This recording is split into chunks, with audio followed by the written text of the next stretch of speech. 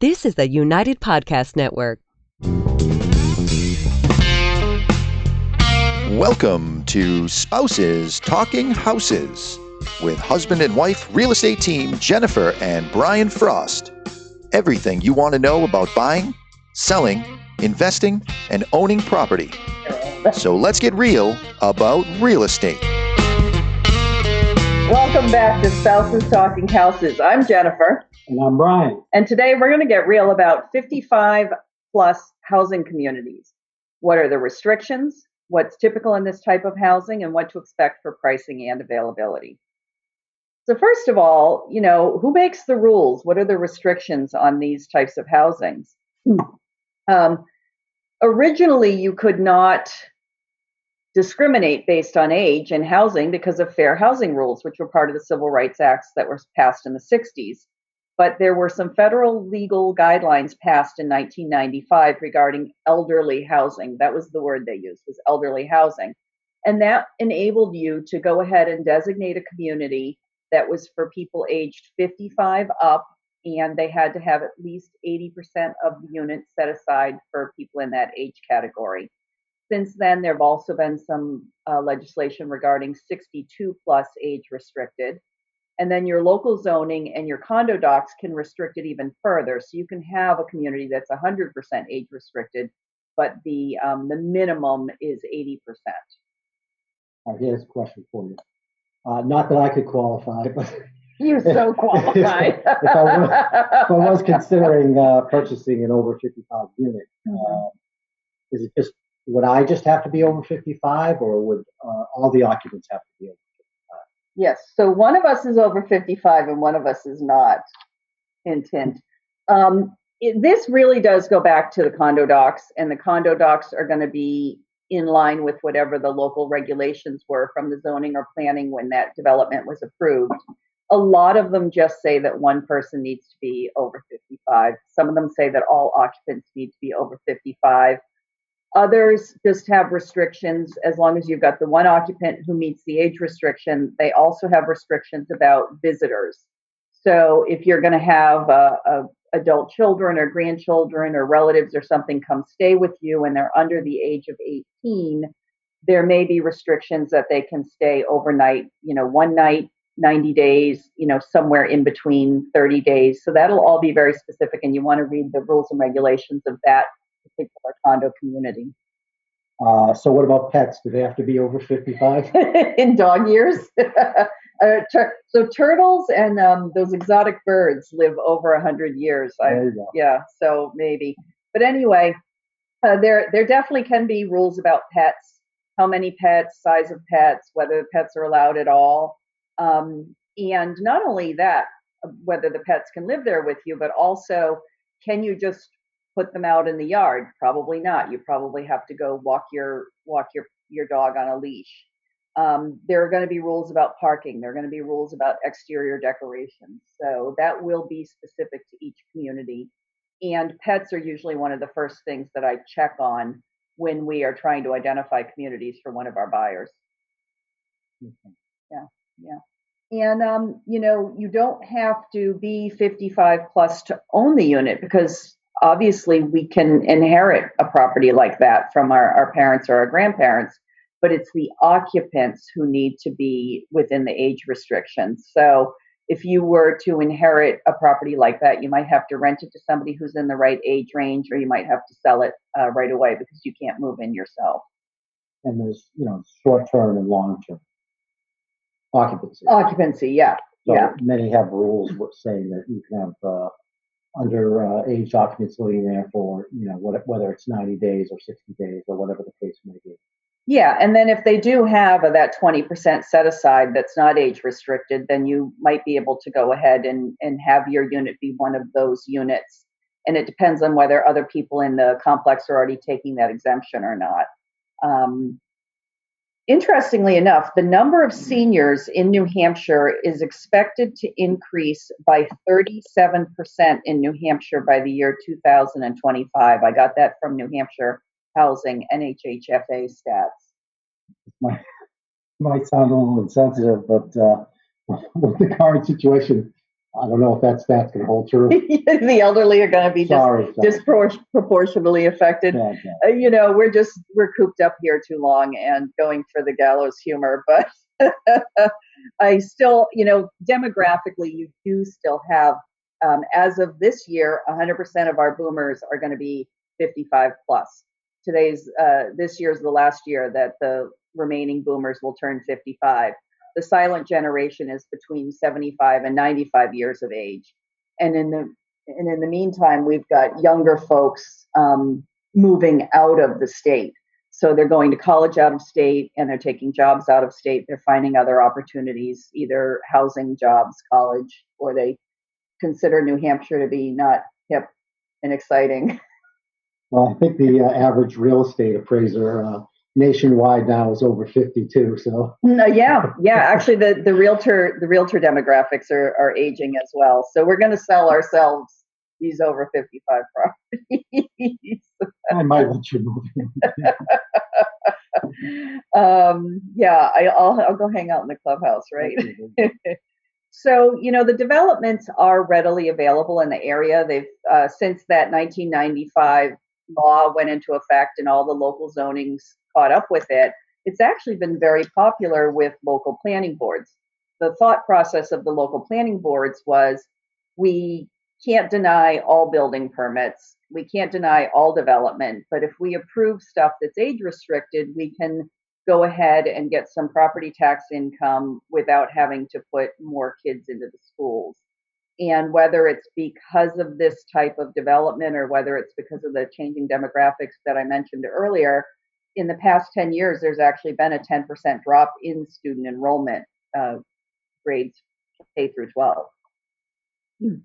So there's quite a few different options, and just about every town has at least one or two 55 plus developments, if not 5 or 6. I was just going to say, so let's just say I was over 55 and I wanted to buy one of the units. Why would I want to buy one of the units? What's the advantage of buying a 55 plus unit versus let's say a traditional condo? A traditional condo, or just a smaller house, a single family home. So, there's different strokes for different folks, obviously. One of the things is that a lot of people our age want to downsize, but they don't want to downgrade. We're not looking to go back to our first house. We want something that's as nice as our current house, but not as large. We're also generally looking for low maintenance. I know you've been anxious to get out of the house during this quarantine, so you've been raking the yard probably more than it's ever been raked. Well, that's no doubt, because usually I'd be skiing this time of year. So Exactly. But my days of weeding are over. So the other thing that people do when they choose a community is they look to be near family. So their extended family, their grandkids, they look to be near some sort of recreation, and also healthcare, easy accessibility to healthcare. So those are a lot of times what people are looking for. If you go into a traditional non-age restricted condo, a lot of those are townhouses. That was very inexpensive to build. It was a very good use of space, very easy to maintain. It's obviously having 3 or 4 levels, because sometimes we'll see the garage is on the first floor and then you've got 2 stories and a loft.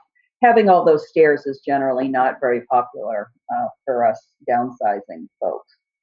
Yeah. And then the maintenance on the single families. Right. Yeah. Also, the age of the housing stock. So 40% of the housing stock in New Hampshire was built prior to the 1960s. And then the biggest the biggest boom was during 1980 to 1989. That's 20% of the housing stock in New Hampshire. So if you add those two up, you're looking at 60% of the housing stock is not very modern, doesn't have the open floor plan, doesn't have, a first floor master or large bathroom, that type of thing that we're looking for. Yeah, design and style have changed a lot over the last 30, 35 years. Yeah. So a popular floor plan, what we will typically see in a community that is geared towards 55 plus, is that it is either a single level ranch style or they've got a first floor master. And they tend to have garages. We don't want to deal with the snow. And if we're not going to be in Florida, we're going to want a garage. There tends to be a porch or a deck, sometimes both. And then there's some thoughts towards accessibility. Sometimes they're 100% accessible for wheelchair, but other times it's just simple things like having a little bit wider hallway, having a step-in shower instead of a tub that you have to balance to get in and out of. And the amenities differ. So the amenities on a regular condo that's not age restricted might include things like pools, playgrounds, basketball courts, tennis courts. And these things can add up as far as the condo fees go. Whereas for a 55 plus, what they're generally looking for amenities are maybe an RV and boat storage area, parking area, some gardens, a clubhouse, some walking trails, and if you're in proximity to golf or lake, that's an extra bonus. Yeah, it keeps the fees down. Keeps the fees down, exactly. Which is good. Yeah, and your fees could range anywhere from 150, though that seems terribly low to me, to about 250 or 300.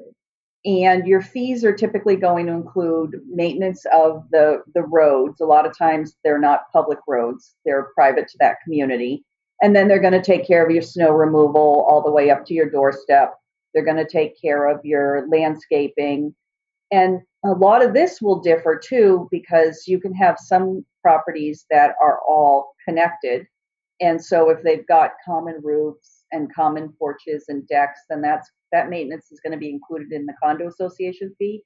But typically they're either standalone units, much more like a single family, so that they're detached, or they're only attached at maybe one garage part. And so that way, when it comes to doing the roof, when it comes to taking care of a deck or something like that, that would fall on the individual homeowners, because they can do that without the whole complex having to be done at once by the association. Yeah.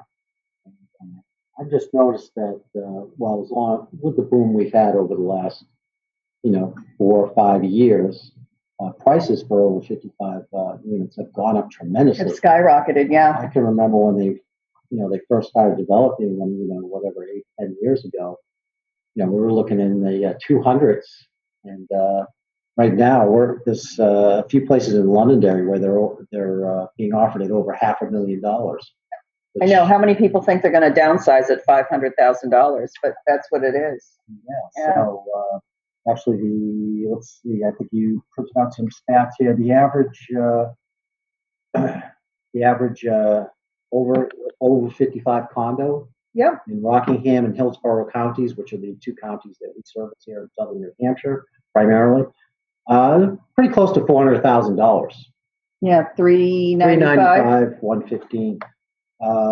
Like I said, they just have gone up a lot just as all real estate has, obviously. Yeah. But and they tend to be new construction or within the last 10 to 15 years, and also to build on one level is more expensive than to build a 2-story house. This is the conversation I think we have constantly with people who are looking to build and talking about new construction, because a 2,000 square foot ranch is more expensive to build than a 2,000 square foot colonial.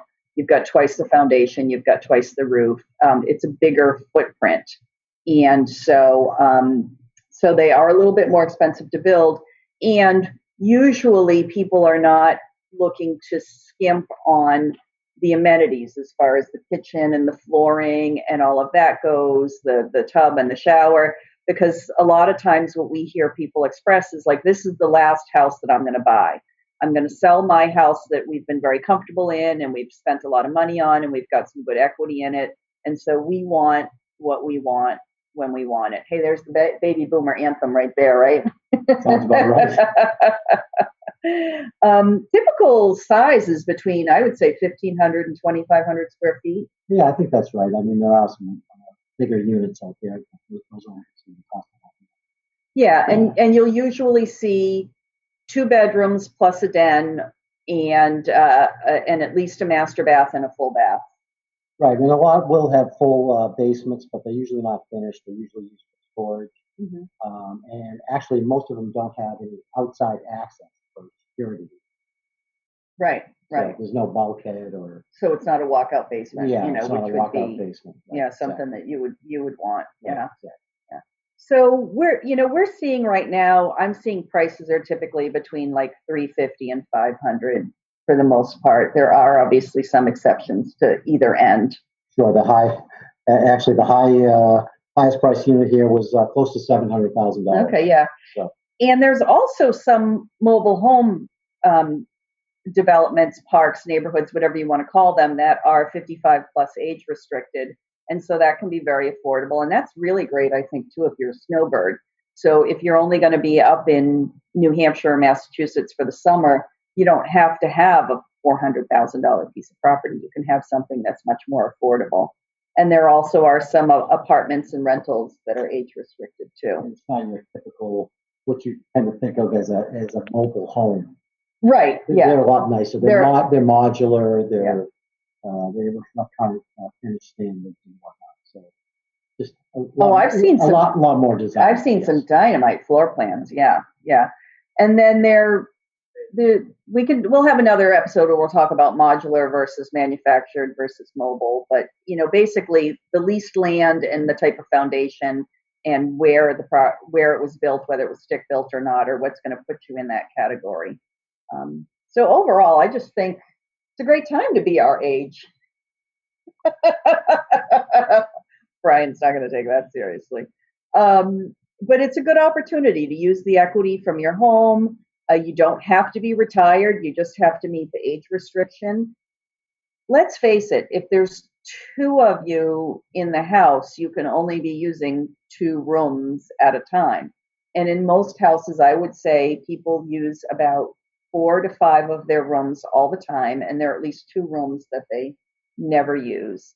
And the issue just comes down to storage. The basement, the garage, the attic are probably full of stuff that if you do downsize, you're not going to take it all with you. You're going to have to declutter and sort through all and that. Those extra rooms become storage rooms as well. Yes, they do. They do.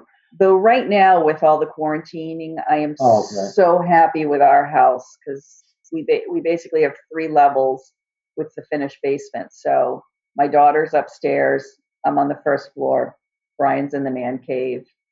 It's perfect. I really wish you would. Living the dream. I really wish you would not work at the dining room table so close to me, though, during the day. So, especially when we have a separate office. She digressed. I digress.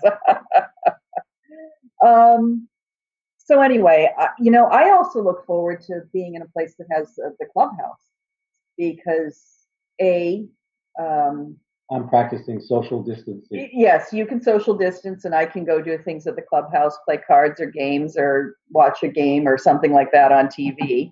But also sometimes the extra space that we have in our house is because we entertain and have extended family and have friends, a couple of times a year, a couple of times a season. Here you could just reserve the clubhouse for those baby showers and those family meals and stuff like that, and then clean it all up and not worry about it for a while. It's not a great option if you chafe at rules, if you want to have a private yard with a fire pit and blast your music. Yes, I know. Does that seem very specific, Brian? I hear you. I know. I am still thinking of buying a condo, though. Okay.